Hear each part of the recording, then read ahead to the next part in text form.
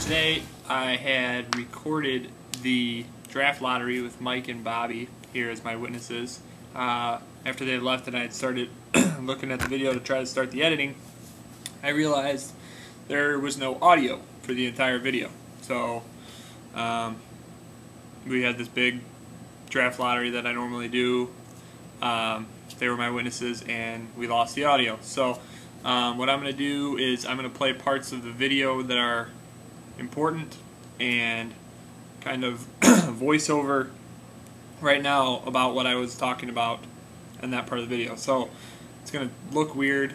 The audio is probably not going to match up with the video because it'll just be me explaining what is going on in that scene of the draft lottery. Okay, so I apologize. Bear with me. I'm getting really tired of fucking this thing up every time I do it. So, yeah, bear with me. I apologize again, but I will do my best here. Alright, this is the beginning where I'm giving my intro, talking about, introducing Mike, going over introducing Bobby, and then talking about the process in which the draft order would be. I believe I talked about a couple rules in the beginning, one of them being the rookie keeper rule. The rule last year was you had to draft a rookie, hold on to that player all year, and then you get them next year for the round that you pick them in. So that will be in effect for this year's draft. However, I wanted to change the rule for this year. I wanted to make it a all-out rookie keeper. So if you draft them, you can release them, trade them, whatever. If you pick up, that person's keeper status will always be there. So if I draft a rookie this year, trade him to another team, that person then has that rookie's keeper status. If you pick up a rookie in the middle of the year, you will get that rookie for, I believe we talked about, a 4th round pick. So like if a running back gets hurt and somebody comes in and a rookie running back comes in and just blows up and you're the first person to pick him up, you're not going to be rewarded with like a 12th round pick because it's stupid. So we'll just give you a 4th round pick for it. That's something we'll talk about more throughout the commissioner's note, and I'll get more into detail about it. Also, I believe we talked about money and how much you owe. It's a $50 league. We wanted to do 100, but I think we had too many people that were opposed to it, so that's fine. We'll do 50. Imposing a rule this year: if you do not pay me by week 4, you will receive a $20 fine on top of the $50 that it is to get in. So write me a post-dated check. I don't care. Just get me the money, because there's no reason that I should be hounding you in week 16 of the NFL season to get your damn money. So if you don't get me the money by the 4th week of the season, it's going to be a $20 fine. It'll go into the league pot that'll go out to the winner.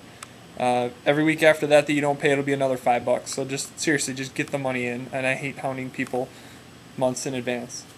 Lastly, I think we talked about the draft date, September 4th, 7:30 p.m. That's a Sunday.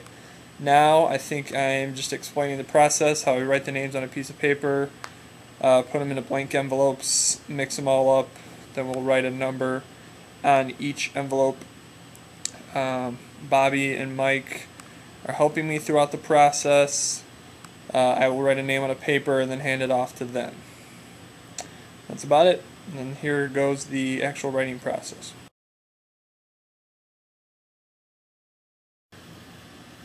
Alright, now I begin writing names. First we wrote names in permanent marker, and then they were easy to read through the the envelopes. So now I rewrote them in pen. We never got to the actual draft process, so it's not a big deal. So we had to rewrite them in pen, so I'm going through each name, writing down the names of the players in the league. So this is the boring part. As this is going on, I'll just state the rookie rule to make it a little clearer that I want to do for this year. Again, this is just something that I think would be better. We don't necessarily have to do it.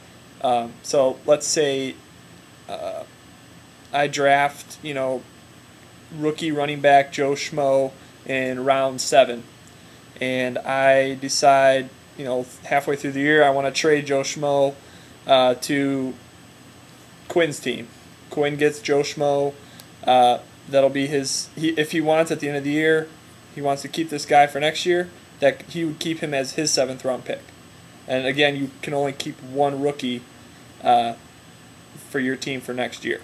So you would then have to decide which, if you have 2 or 3 rookies at the end of the year that you have in your team and you want one of them, you can keep them. Now, the confusing part that I got into earlier was about free agent rookies. So if there's a guy that a rookie that went undrafted in our league that made a big enough impact to where he was picked up and wanted to be kept for next year, we are going to make that into a 4th round pick because you're really not doing much other than being the first person on the waiver wire to pick him up. So we're rewarding people for drafting rookies deep in our draft, and we're not going to reward people for just being the first person on the waiver wire to pick somebody up. So that's why they will go for a 4th round pick if they're not drafted. All right, so that's more in depth, I guess, if you will. Now, I think I am receiving the envelopes from Bobby and Mike, and I'm going to begin shuffling them up and writing the numbers down on each envelope. So the process is going to begin here in about 30 seconds. So that's the exciting part. Now we just play the waiting game.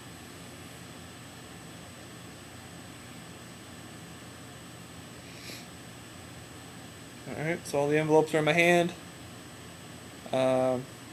Shuffling them up. Mixing. I don't know what the side combo is right now.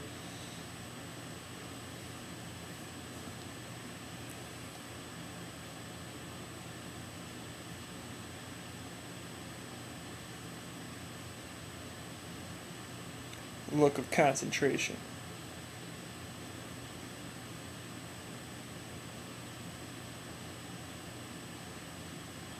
Five, 6, 7, 8, 9, 10, 11, 12. So I got all the envelopes in my hand. Shuffling is going on. Shuffling it like a deck of cards. Mixing them up. And then in a second here, Bobby is going to cut the deck, if you will. So I put that underneath, and now the numbering begins. So I'll write in permanent marker on each envelope a number 1 through 12, starting 12 down to 1, and put them back into a pile. And then from there, I'll open it each one at a time, starting from the 12th pick.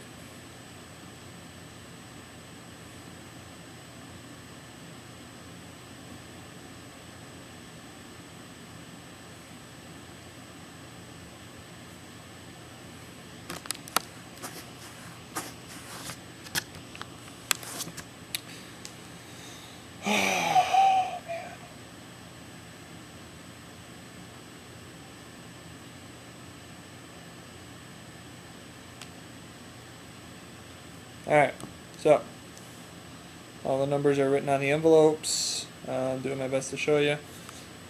From there, we'll begin the fun part. Here it is. The 12th pick in the draft will be Andrew Mooney. Mooney's got 12. Alright.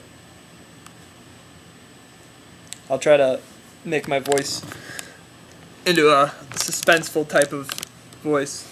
And I already know the outcome, obviously, so I'll do my best to make it dramatic.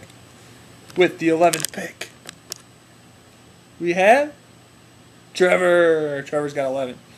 Now I crack a joke about Trevor wanting to trade his pick and then not ever ending up trading it, and blah, blah, blah. Okay, number 10. 10th pick will be the disappointed Mike Bates, who was there to witness that pick. Not too happy about it, I don't think. Number 9. The 9th pick in the draft. It is our other attendee, Bobby. So Bobby and Mike, the two guys that show up, get 9 and 10.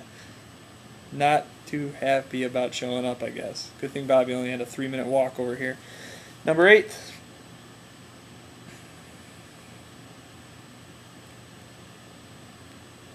The 8th pick in the draft is Kevin Perry. That is Kevin Perry. We do have 2 Perrys in the league now.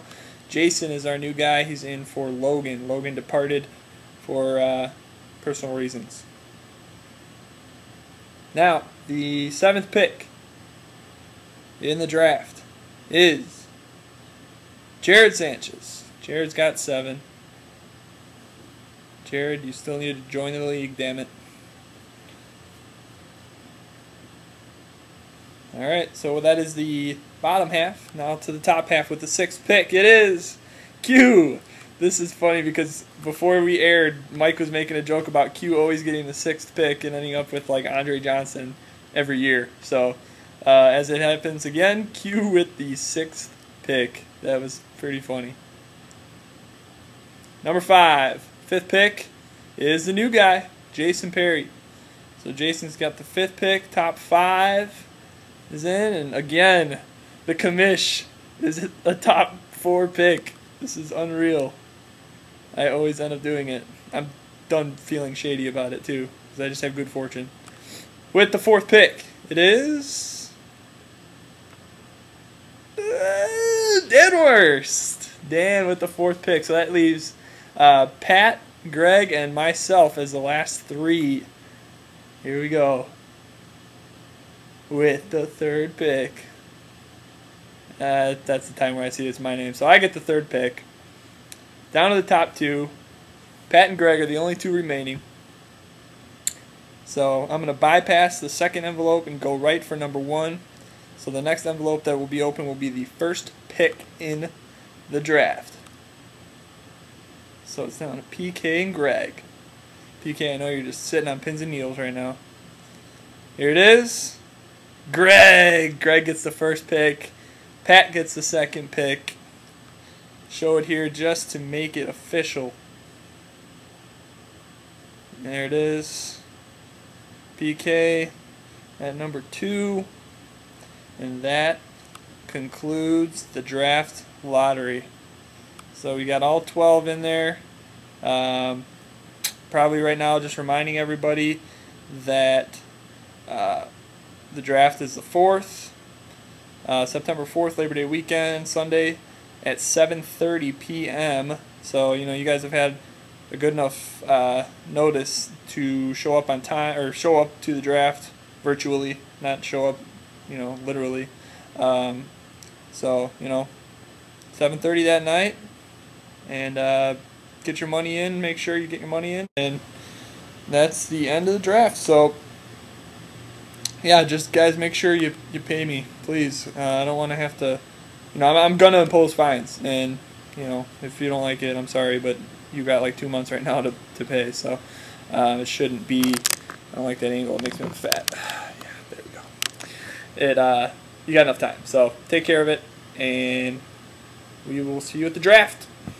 Thanks.